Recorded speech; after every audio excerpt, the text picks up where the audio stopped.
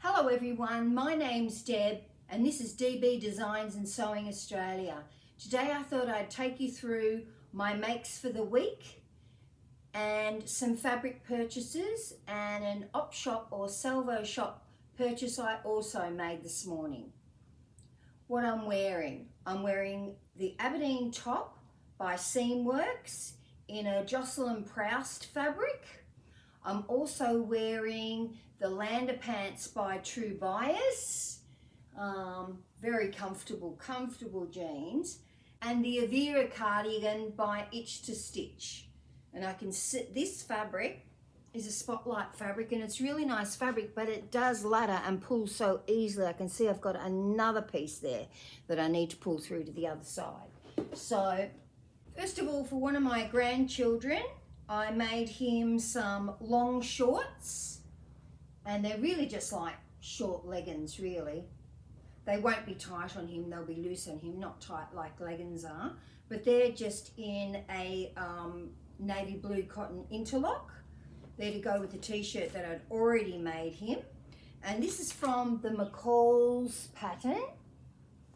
Now this is pattern 7458, and I can see I have written on it, not a good pattern, that the dress in this is terrible. So I've actually made the leggings and not the dress. I've obviously previously made the dress, but that was one of my makes. The next make was a Lowland baggy tee for my grandson. Now he specifically wanted some sort of football print fabric, and I couldn't really get any football print fabric unless it was American football. And as we're in Australia, I really wanted some Aussie rules, but he has been playing golf lately. So I got this really cute golf fabric, and I actually had it printed by Spoonflower.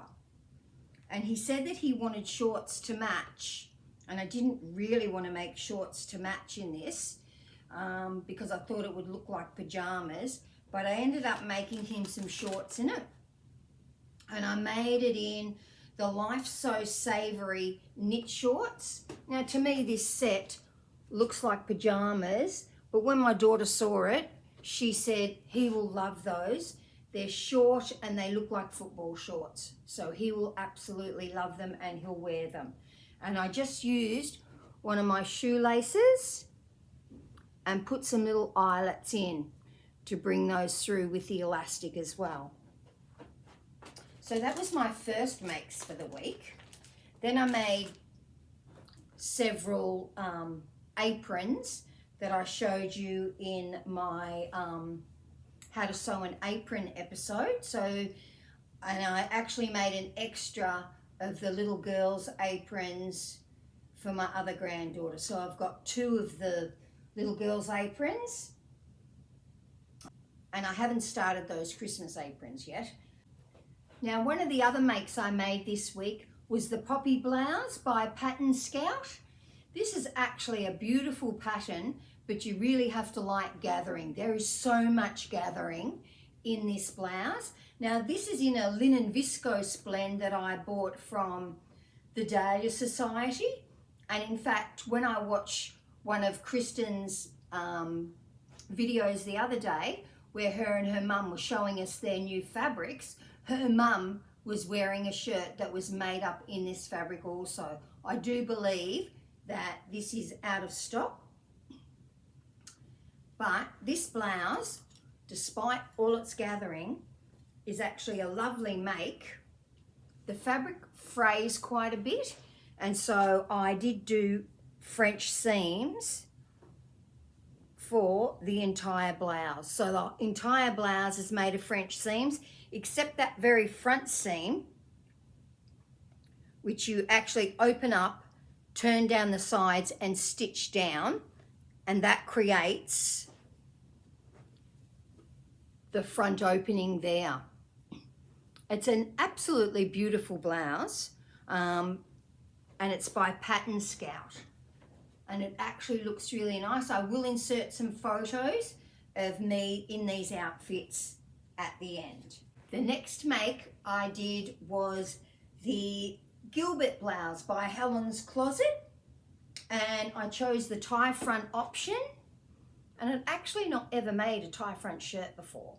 And this shirt pattern is actually really, really easy and goes together very nicely. Now this was in a fabric that I got in the bespoke box from the Dahlia Sewciety last month, and it is a beautiful cotton lawn, and it's designed by Lily Miranda.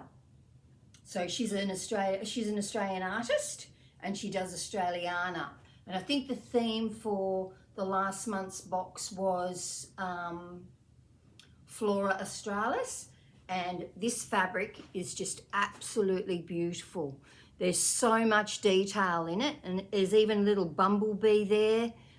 It's just gorgeous. And this actually looks really, really nice. I don't really wear shirts, button-up shirts, as that much.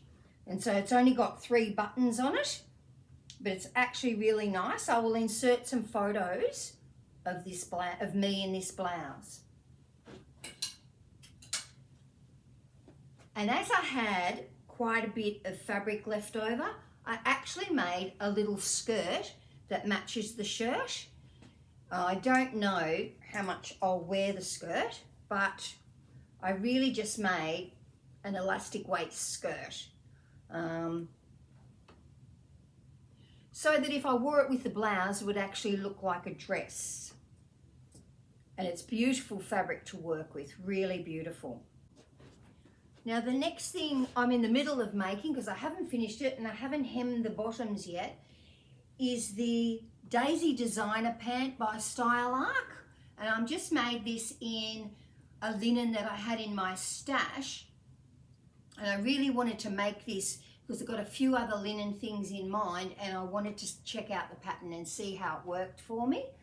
And I changed the front section there to a front flat panel just in that front, but in hindsight I probably should have put even some thin sort of interfacing in. I didn't put anything in it, and as the rest of it is all elasticized and I stitched down the elastic, I just feel that that front bit is a little bit flimsy, so next time I make that I will be inserting a small piece of quite fine interfacing, but just something to stabilize it slightly.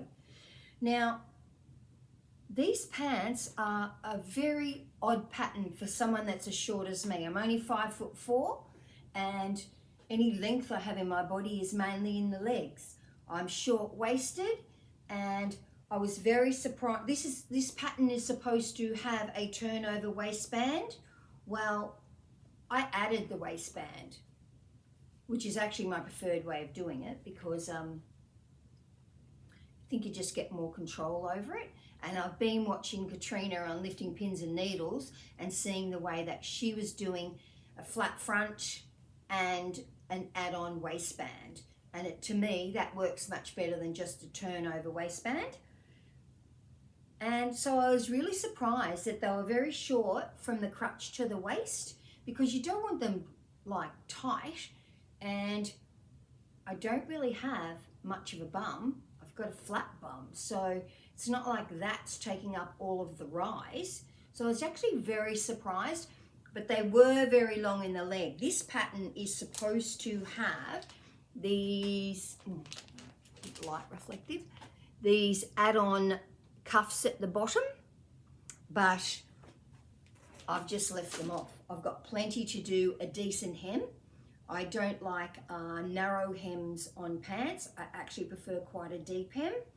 And so I'll be finishing these and showing them to you. Really going to fit in with any type of top. And I had got that white top, that yellow top that I can wear with these pants. But it was really just to try out the pattern. And the colour, I thought it was pink, but it's not really pink. It's actually a watermelon colour, because when it came to thread, of course, I didn't have when it came to thread, I didn't have any watermelon coloured thread or even anything in this type of colour. It's not really a colour that I would wear very often. And so I actually found that red thread matched this the best of anything. So on my overlocker and stitching down this top elastic, I just used red thread, and that worked perfectly fine. You can't tell that the thread is slightly darker than the actual fabric. And the next thing I did, I went to Spotlight this morning. They've got 40% off all of their fabrics, and I bought this purple corduroy. That's best up that way. So I know I won't be making it this year, but I will be making some pants next winter, and I just wanted to get the fabric when it was on sale. And purple corduroy in this thicker wale, I think that's called 6 wale. This has got fluff on it already. It's got fluff all over it. This 6 wale is hard to get in the purple, and this is really called Cadbury's purple, or in Australia we probably call it violet crumble purple. But that's going to make some beautiful pants. Now the other thing I bought from Spotlight was some linen, and I bought this beautiful green linen with a leaf pattern on it. It gets a leaf and flower, and I was going to make some more of those daisy designer pants in that, and for the top to go with it I was going to choose the plain linen to go with it.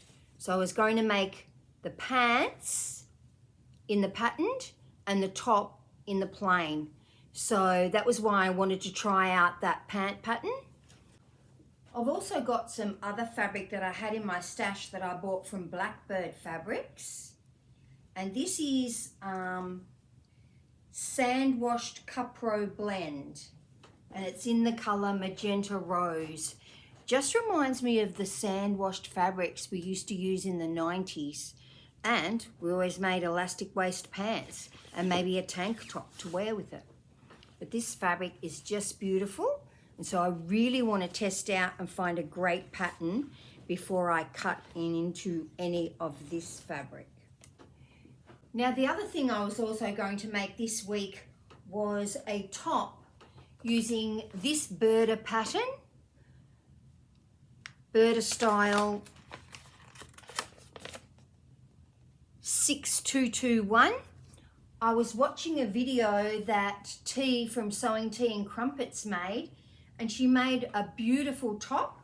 Even though this is a dress, can cut it down to a top of course. And I've got this really nice linen blend, and I've only got 1 metre of it. So I thought I would make this top in it. And I've got a lot of overlocking and washing of fabrics to do. I won't wash that corduroy yet because I'm not going to be using it till next year, but I'll certainly be washing those linens. And I haven't washed the silk, the Cupro yet. This is just a beautiful colour, and I really wanted to make some really nice pants. I did once have a fantastic pattern that I used in the 90s and I think in the early 2000s, and I made a lot of pairs of elastic pants out of it. But just like the dog ate the homework, the dog ate the pattern. And I've never been able to replace that pattern because it was actually a pattern that was called a family circle pattern. Which must have come once free with Family Circle magazine. I don't think Family Circle magazine's been around for probably at least 15 years. And never been able to replace the pattern, never been able to find the pattern, not at a garage sale, not anywhere. So I've decided that I just need to find a better pattern that works. While I was out getting a pedicure, I stopped in at the op shop, or the Salvo shop.